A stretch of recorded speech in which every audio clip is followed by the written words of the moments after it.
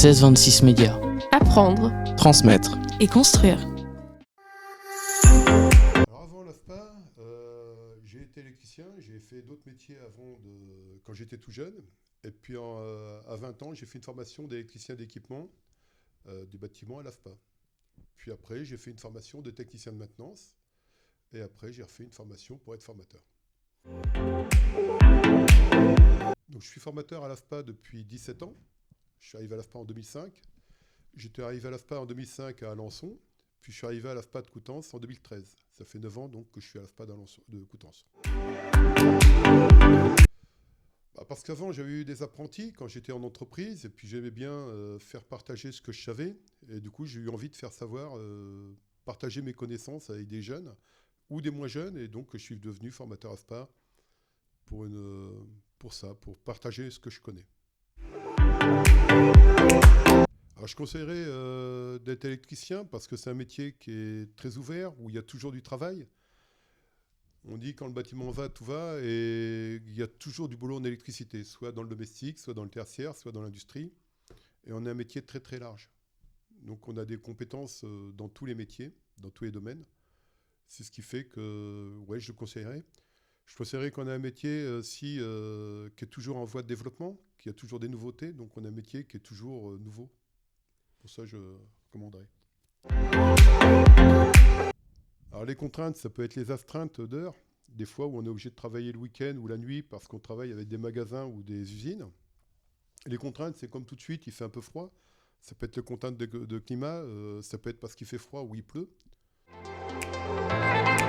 Donc la formation, elle se passe en 8 mois, plus une option fibre optique sur Coutances, où on fait un peu de fibre optique en plus de la formation électricien.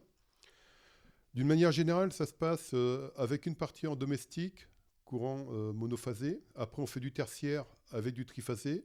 Et en fait, on fait un peu d'industrie à la fin de la formation sur le triphasé. Et puis, on fait aussi un peu de formation à la domotique et au courant faible. D'une manière du rythme, ça se passe avec 2 heures de cours par jour et 6 heures d'atelier, d'une manière générale. Et il y a aussi une formation à l'habilitation électrique qui dure à peu près une semaine sur la formation. Bon, on dit toujours, pour être électricien, il faut être bon en maths, il faut être capable de réfléchir vite pour dépanner. Il faut être capable d'être très organisé pour ne pas faire n'importe quoi sur ses chantiers. Quelle qualité il faudrait ? Il faut être soigneux pour faire des choses soignées, quoi, pour faire des installations propres puis qui fonctionnent bien. Oui. À part quelqu'un, on me demande si tout le monde peut le faire. Je dirais, à la limite, les personnes qui sont dans un fauteuil roulant très gravement handicapées ne peuvent pas parce qu'il faut accéder dans les étages chez les clients.